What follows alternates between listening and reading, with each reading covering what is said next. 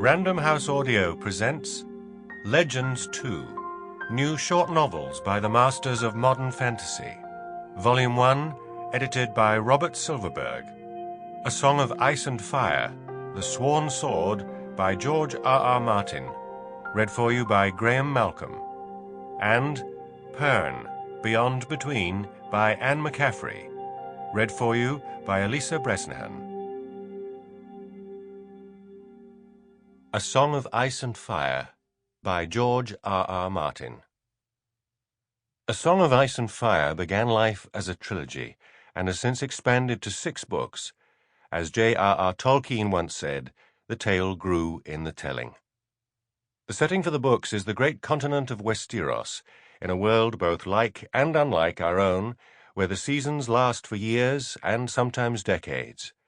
Standing hard against the sunset sea at the western edge of the known world, Westeros stretches from the red sands of Dorne in the south to the icy mountains and frozen fields of the north, where snow falls even during the long summers. The children of the forest were the first known inhabitants of Westeros during the dawn of days, a race small of stature who made their homes in the greenwood and carved strange faces in the bone-white weirwood trees. Then came the first men, who crossed a land bridge from the larger continent to the east with their bronze swords and horses, and warred against the children for centuries before finally making peace with the older race and adopting their nameless ancient gods. The compact marked the beginning of the Age of Heroes, when the first men and the children shared Westeros, and 100 petty kingdoms rose and fell. Other invaders came in turn. The Andals crossed the narrow sea in ships, and with iron and fire they swept across the kingdoms of the first men, and drove the children from their forests, putting many of the weirwoods to the axe. They brought their own faith, worshipping a god with 7 aspects, whose symbol was a 7-pointed star. Only in the far north did the first men, led by the Starks of Winterfell, throw back the newcomers. Elsewhere the Andals triumphed and raised kingdoms of their own. The children of the forest dwindled and disappeared, while the first men intermarried with their conquerors. The Rhoynar arrived some thousands of years after the Andals and came not as invaders but as refugees, crossing the seas in 10,000 ships to escape the growing might of the freehold of Valyria. The lords of Freeholder of Valyria ruled the greater part of the known world. They were sorcerers, great in lore, and alone of all the races of man they had learned to breed dragons and bend them to their will. 400 years before the opening of A Song of Ice and Fire, however, the doom descended on Valyria, destroying the city in a single night. Thereafter, the great Valyrian Empire disintegrated into dissension, barbarism, and war. Westeros, across the narrow sea, was spared the worst of the chaos that followed. By that time, only 7 kingdoms remained where once there had been hundreds, but they would not stand for much longer.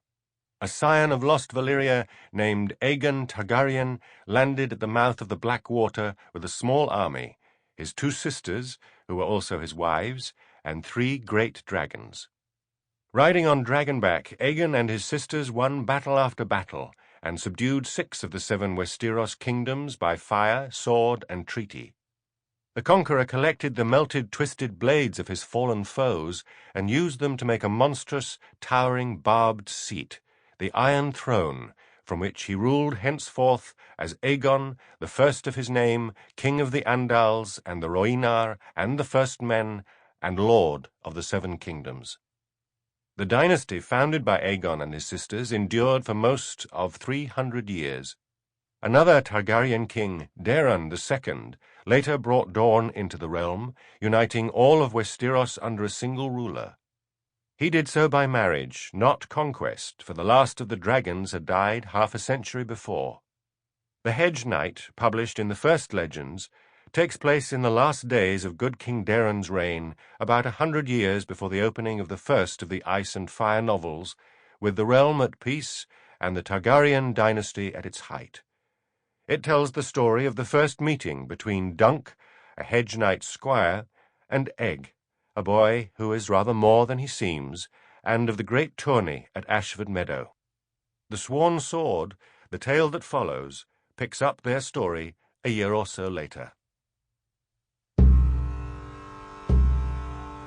The Sworn Sword, A Tale of the Seven Kingdoms. In an iron cage at the crossroads, 2 dead men were rotting in the summer sun. Egg stopped below to have a look at them. "Who do you think they were, sir?" His mule, Maester, grateful for the respite, began to crop the dry brown devil grass along the verges, heedless of the 2 huge wine casks on his back. "Robbers," Dunk said. Mounted atop Thunder, he was much closer to the dead men. "Rapers. Murderers." Dark circles stained his old green tunic under both arms. The sky was blue and the sun was blazing hot, and he had sweated gallons since breaking camp this morning. Egg took off his wide-brimmed floppy straw hat. Beneath, his head was bald and shiny. He used the hat to fan away the flies. There were hundreds crawling on the dead men, and more drifting lazily through the still, hot air. It must have been something bad for them to be left to die inside a crow cage. Sometimes Egg could be as wise as any maester, but other times he was still a boy of 10. "There are lords and lords," Dunk said. "Some don't need much reason to put a man to death." The iron cage was barely big enough to hold 1 man, yet 2 had been forced inside it. They stood face to face with their arms and legs in a tangle and their backs against the hot black iron of the bars. One had tried to eat the other, gnawing at his neck and shoulder.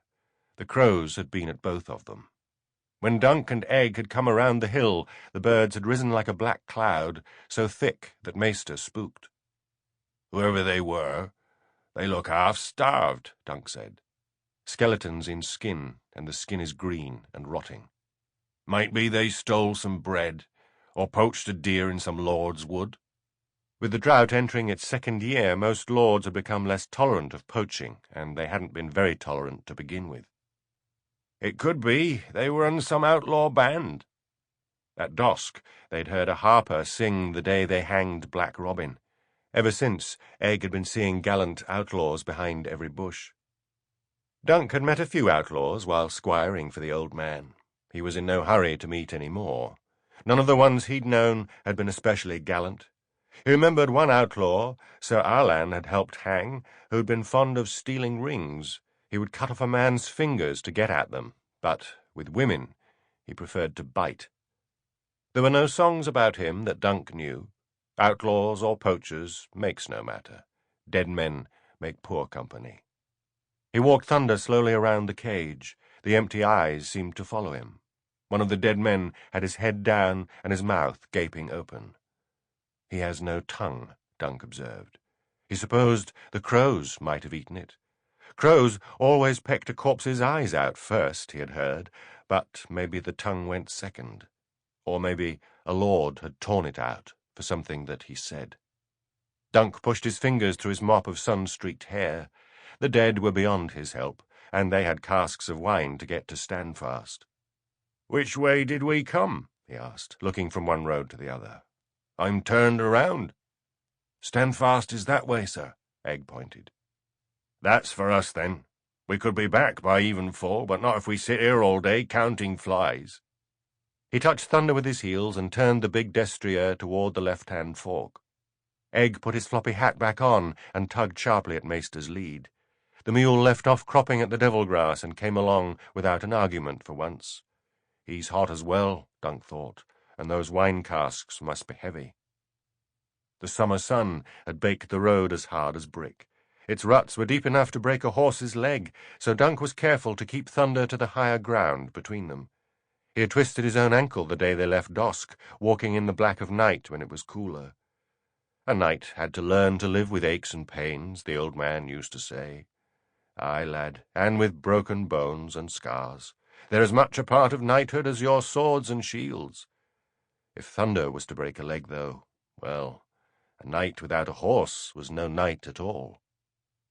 Egg followed 5 yards behind him with Maester and the wine casks.